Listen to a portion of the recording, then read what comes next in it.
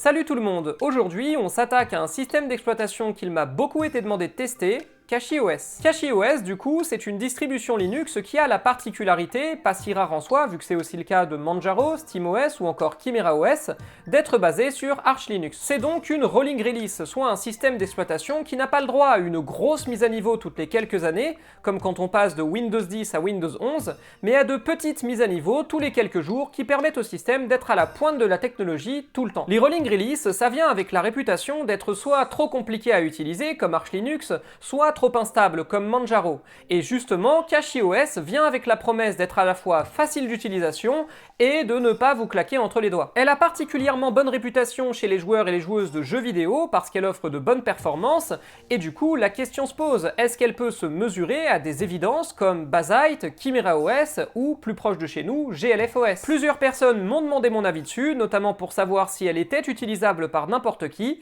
et c'est donc ce qu'on va voir dans cette vidéo. Comme on en a l'habitude, CachyOS démarre sur un utilitaire de bienvenue plutôt propre, mais pas entièrement traduit. Si vous cliquez sur le Lisez-moi par exemple, paf, de l'anglais. En fait, très rapidement, vous vous rendrez compte qu'il n'y a que cette partie-là qui est traduite. Tout le reste, que ce soit le wiki, le forum ou d'autres, sont toujours en anglais. C'est pas forcément dramatique, mais ce sera forcément gênant pour les non-anglophones. Par contre, un bon point de cet utilitaire de bienvenue, c'est qu'il y a un gros bouton, très clair, en bas, pour te dire où aller pour télécharger les applications. Un must pour un utilitaire de bienvenue, puisque c'est comme ça qu'une nouvelle personne sait où aller pour trouver ce dont elle a besoin. Alors on clique et... Ah! Oui bon d'accord, j'abuse un peu, mais avouez quand même que pour un système d'exploitation aussi moderne, se retrouver face à ça quand tu veux télécharger des logiciels, c'est inattendu. Donc ouais, CachyOS, c'est une distribution à gestionnaire de paquets. Point d'App Store moderne ici, simplement des dossiers et une liste de logiciels que vous pouvez installer. Tout étant en anglais, vous avez intérêt à savoir ce dont vous avez besoin. L'avantage en revanche, c'est que les dépôts d'Arch Linux sont très remplis et que vous devriez trouver tout ou la majorité de ce dont vous avez besoin. Et s'il manque des trucs, vous pouvez installer les Flatpak, ce qui vous permettra de combler les trous. Le seul logiciel que je n'ai pas réussi à faire fonctionner, c'est KDE Connect.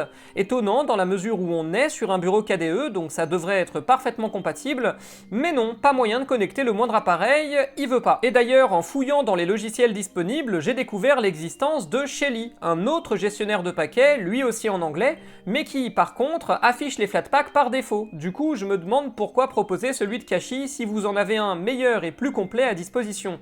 D'autant plus bizarre que dans la documentation officielle, le gestionnaire de Cachy prend en charge les Flatpak, mais moi de mon côté, j'ai rien. Bon, bizarre, mais pas dramatique. Et au-delà de ça, et bah du coup, c'est un environnement de bureau KDE, donc l'un des plus complets et ergonomiques qui existe sous Linux, mais légèrement incomplet. Par exemple, si vous voulez chercher des fichiers dans la barre d'adresse, vous pouvez pas. Et j'ai eu beau trifouiller les paramètres pour que ça marchait pas. Ou alors j'ai pas compris où fallait aller. Accessoirement, c'est du KDE, mais sans Discover, le magasin d'applications de KDE.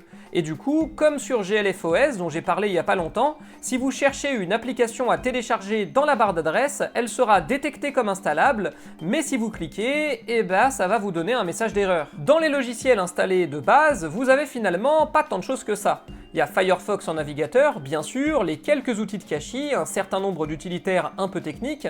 Par contre, certains basiques ne sont pas là par défaut, comme la suite bureautique LibreOffice que j'ai dû installer moi-même.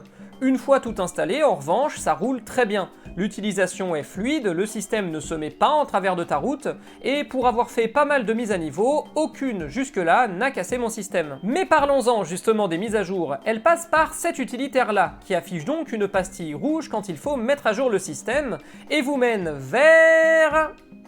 un terminal. Bien sûr. Bon, certes, c'est pas très funky, hein, c'est sûr. C'est à moitié traduit, parfois tu vas avoir des indications en français, parfois en anglais, mais allez, au moins ça fonctionne bien. Par contre, je vois jamais un débutant utiliser ça et conserver sa tranquillité d'esprit, on va pas se mentir. Et c'est à peu près tout ce que je peux dire sur CachyOS en fin de compte. C'est plutôt bien fait, une fois que t'as compris les limites, ça ne se met pas en travers de ton chemin. J'ai eu une utilisation assez complète sans rencontrer de gros obstacles, à part au début avec les histoires de KDE Connect qui déconnent. Maintenant, est-ce que je le conseille ? Et bah pas à des personnes qui débutent en tout cas. Pour elles, CachyOS risque d'être une petite désillusion. C'est pas totalement traduit, il y a des trucs un peu abscons, c'est pas hyper simple à appréhender, bref, ce sera une expérience beaucoup moins fluide et agréable qu'il n'en existe sur d'autres systèmes. Et même quand il s'agit de systèmes utilisant une base comparable, comme ChimeraOS par exemple, pour ce qui est du jeu vidéo. Pour des personnes un peu plus confirmées, par contre, ça peut le faire, il y a quelques petits soucis comme vous l'avez vu, mais pour le reste, ça tourne bien. Sur ce, moi je vous laisse, à la prochaine tout le monde!